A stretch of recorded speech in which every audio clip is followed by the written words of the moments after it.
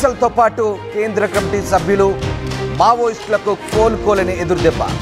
ఇది గరియాబంద్లో జరిగిన ఎన్కౌంటర్కు సంబంధించిన తాజా విశేషాలు. మావోయిస్టులకు వరుస ఎదురుదెబ్బలు తగిలాయి.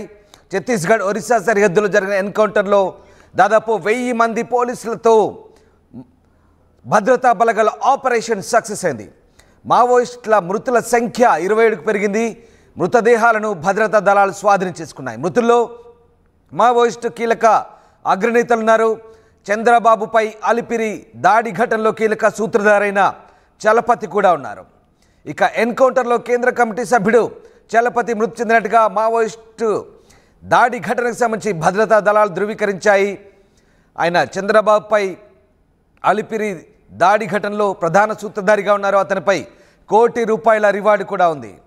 మరోవైపు కేంద్ర కమిటీ సభ్యులు మనోజ్, గుడ్డు, బాలన్న, నల్లగొండకు చెందిన మావోయిస్టు హనుమంతు ఇలా కీలక నేతలున్నారు. దాదాపు 27 మందిని కాల్చి చంపాయి భద్రతా దళాలు.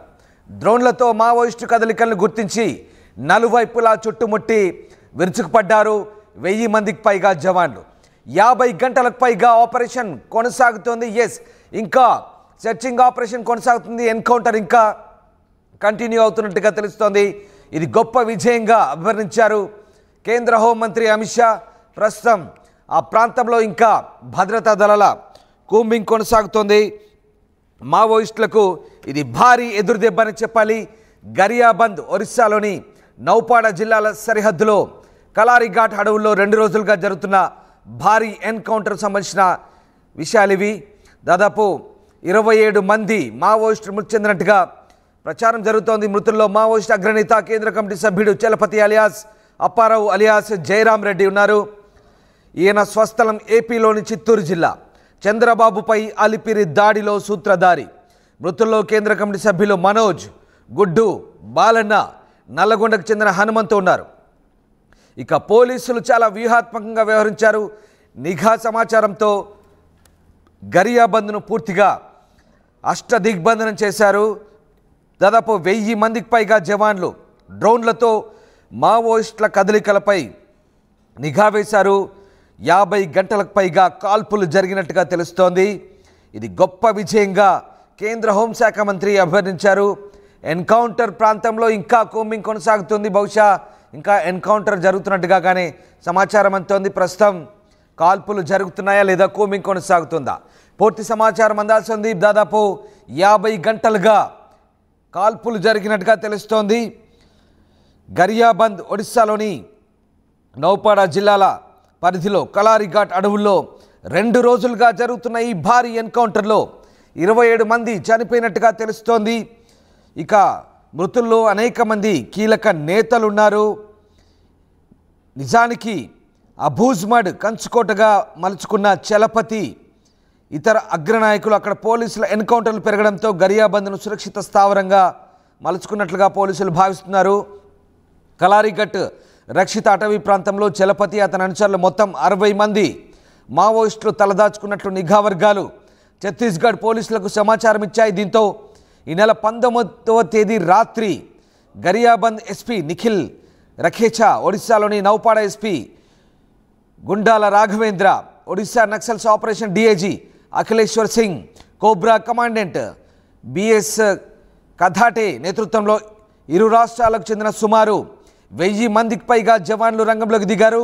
ఒడిశా యాంటీ నక్సల్స్ విభాగం స్పెషల్ ఆపరేషన్స్ గ్రూప్ ఎస్ఓజీ చెందిన 3 యూనిట్లు 4 డ్రోన్ కెమెరాలతో అర్ధచంద్రాకారంలో ఆ ప్రాంతాన్ని చుట్టుముట్టాయి.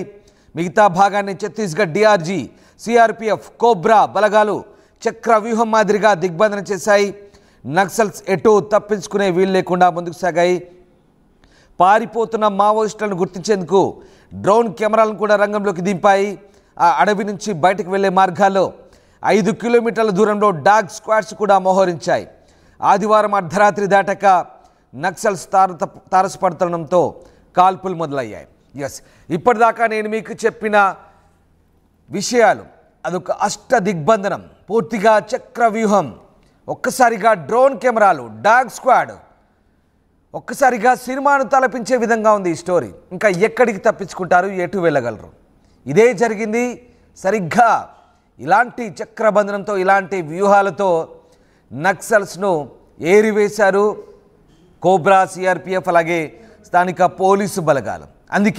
అందుకే కేంద్ర హోంమంత్రి అమిత్ షా ఇదొక గొప్ప విజయంగా చెప్తున్నారు. చిత్రంలో మీరు చూస్తున్న వ్యక్తి చలపతి అలియాస్ జయరామిరెడ్డి. ఈయన మా ఏపీ ముఖ్యమంత్రి, అప్పట్లో ఉమ్మడి ఆంధ్రప్రదేశ్ ముఖ్యమంత్రిగా ఉన్నటువంటి నారా చంద్రబాబు నాయుడుపై అలిపిరిలో దాడికి పాల్పడ్డాడు. చంద్రబాబు హత్యే లక్ష్యంగా అప్పట్లో ఆయన మందుపాత్రలో అమర్చి చంద్రబాబుపై దాడికి పాల్పడ్డ మావోయిస్టు అగ్రనేత చలపతి. ఈయన చిత్తూరు జిల్లా. ఇన్ని రోజులు తలదాచుకుంటున్న చలపతిని ఇప్పుడు పోలీసులు కాల్చి చంపారు. ఒకసారి చంద్రబాబు దాడి ఘటనకు సంబంధించిన పాత చిత్రాలు మనం చూస్తున్నాం స్క్రీన్పై. చంద్రబాబు దాడి ఘటన జరిగినప్పుడు అదృశ్యవశాత్తు చంద్రబాబు ప్రాణాలతో బయటపడ్డాడు. ఆ రోజు జరిగిన ఘటనతో ఒక్కసారిగా దేశమంతా ఉలిక్కిపడింది. అప్పట్లో చంద్రబాబు కీలక నేతగా ఉన్నారు. దేశ రాజకీయాల్లో ఆయన చక్రం తిప్పుతున్న రోజులవి. ఆ రోజుల్లో చంద్రబాబును మట్టు పెట్టేందుకు చలపతి వ్యూహాత్మకంగా అలిపిరి వద్ద ఆయనపై బాంబు దాడి ఘటనకు పాల్పడ్డాడు. అక్కడి నుంచి తప్పించుకొని పారిపోయాడు. ఆ ఘటనలో చంద్రబాబు కూడా ప్రాణాలతో బయటపడ్డాడు. కానీ ఇప్పుడు చలపతి ఇన్ని రోజుల తర్వాత పోలీసులకు చిక్కాడు. పోలీసుల కాల్పుల్లో మృతి చెందాడు. దాదాపు 50 గంటల పైగా ఎన్కౌంటర్ కొనసాగినట్టుగా తెలుస్తోంది. సరిగ్గా 19వ తారీఖునే ఎన్కౌంటర్ ప్రారంభమైంది. దాదాపు